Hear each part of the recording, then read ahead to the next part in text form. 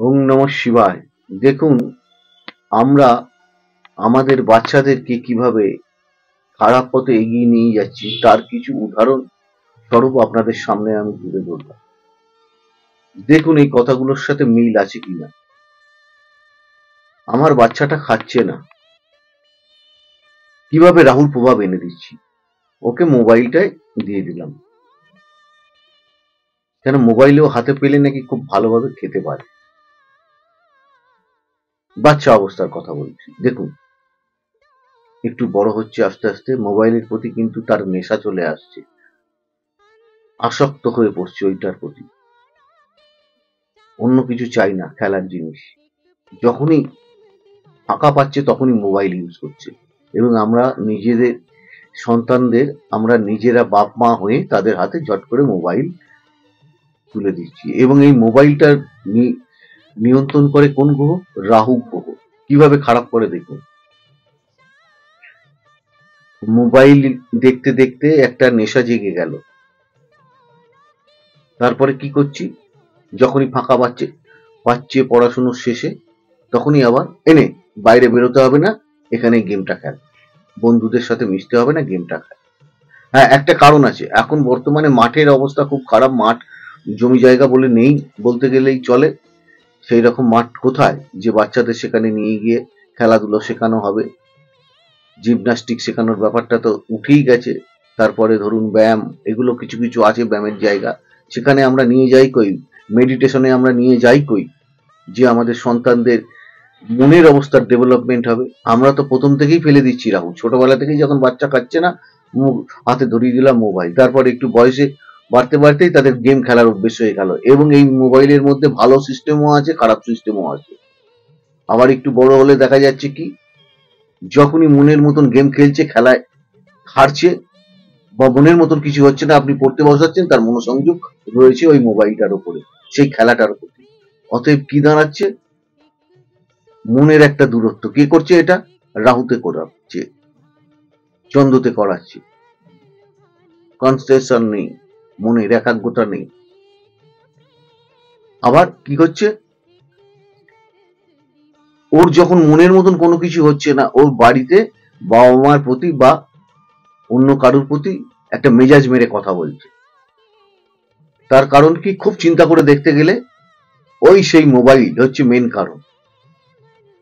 তার মনের মতন হয়তো খেলাটা হয়নি, বা ছবিটা দেখা হয়নি, বা কোনো গানটা শোনা হয়নি। যে কোনো একটা মোবাইলের থেকে ওর পূরণ হয়নি বলে তার ওই কিটকিটে মেজাজটা তৈরি হলো। আবার যখন মোবাইলটা পেলো তখন ওই মেজাজটা শান্ত হলো। কার সাথে কিভাবে কথা বলতে হবে সেই ব্যাপারটাও তো সে শিখতে পারছে না। মোবাইলে শেখার অনেক কিছু আছে, কিন্তু প্রথম অবস্থাতেই যদি আমরা এই ভুলগুলো করে থাকি, তাহলে পরবর্তী কালে কিন্তু অনেক পস্তাতে হবে আমাদের নিজেদেরকে। তার কারণ দেখা যাবে যে অল্প বয়সেই তার হাতে একটা মোবাইল তুলে দিতে হচ্ছে, এবং নেট সমেত, নেটের লাইন সমেত দিতে হচ্ছে। না হলে কি করবে? ভাঙচুর আরম্ভ করছে, পড়াশোনায় সংযোগ নেই। পড়াশোনাটা তো যা ছিল তার থেকে গেল, যা ছিল দিন দিন তার থেকে নষ্ট হচ্ছে। হিসাব করে দেখুন আপনারা, এটা কে কন্ট্রোল করছে? বায়ু কন্ট্রোলার, ইলেকট্রনিক্স জগৎ কন্ট্রোলার রাহু, স্যাটার্ন মঙ্গল, ইলেকট্রনিক্স। যাদের ক্ষেত্রে প্রথমেই থেকেই যদি রাহু খারাপ থাকে, তারপরে আবার রাহুর জিনিসই যদি তুলে দিই, তাহলে তোর পড়াশোনা, সামাজিকতা, মানসিকতা কোথা থেকে ডেভেলপমেন্ট হবে? কিরকম মিল দেখুন। কিন্তু মোবাইল খারাপ না, এতে ভালো জিনিস আছে, কিন্তু যে বয়সে যেটা প্রয়োজন সেটাই করা উচিত, নচেত গন্ডগোল হয়ে যাবে। এই মোবাইলের নেশায় পড়তে পড়তে কিন্তু এমন একটা টাইম আসবে, পড়াশোনাটা পুরো টোটাল নষ্ট হয়ে যেতে পারে। এবং পরিবারে কার সাথে কি আচার ব্যবহার করবে সেটা সে হারিয়ে ফেলবে। জ্ঞান, বুদ্ধি, বিবেক, চৈতন্য সবকিছু হারিয়ে ফেলবে।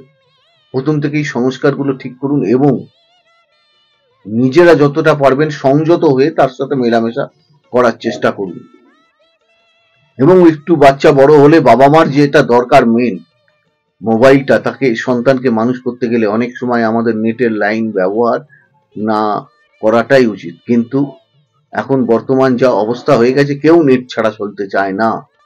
সবাই হাতে মোবাইল এবং নেটের লাইন। তো আমাদের ছেলে মেয়েদের ভবিষ্যৎ আমরা নিজেরাই খানিকটা নষ্ট করছি। এটাই হচ্ছে মেন বলার উদ্দেশ্য। আপনারা জায়গাগুলো দেখুন, কোন জায়গা থেকে সন্তানের অধঃপতনটা আসছে, কিভাবে তার বুদ্ধিটা নষ্ট হচ্ছে, খিটখিটে মেজাজ হচ্ছে, ঠিক মতন খাবার খেতে চাইছে না। সব কিছুর কারণ যারা মোবাইল ঘাঁটে, বিশেষ করে তাদের দেখবেন, তারা টাইট ফিটিং জামা কাপড় পরতে চাইছে ওই মোবাইল দেখে, ওই মোবাইলকে ফলো করে নিজেদেরকে একটা পজিশনে নিয়ে যেতে চাইছে। আপনি দেখুন জিনিসগুলো কি দাঁড়াচ্ছে। যত পৃথিবীতে ভালো ভালো কাজ হয়েছে, ভালো ভালো মানুষ তৈরি হয়েছে, তখন কিন্তু এই মোবাইলটা ছিল না। মানুষের মনের অবস্থাটা অত খারাপ ছিল না। এখন মনের অবস্থা দিন দিন চেঞ্জ হয়ে যাচ্ছে কিন্তু। অতএব সেই বুঝে আমাদেরকে চলতে হবে, আমাদের সন্তানের প্রতি দায়িত্ব নিতে হবে। এটা কিন্তু বহু পরিচালিত করে। এটা কিন্তু আপনার একটা মেন্টালিটি ডিজিজ এবং মেন্টালিটি প্রতিকার, আমি বলে দিলাম। এটা সাইকোলজিটাকে আগে বুঝতে হবে, তারপরে হচ্ছে অ্যাস্ট্রোলজি। সাইকোলজি বুঝে কার ক্ষেত্রে কোনটা প্রযোজ্য, ঠিক সেইটাই করতে হবে কিন্তু।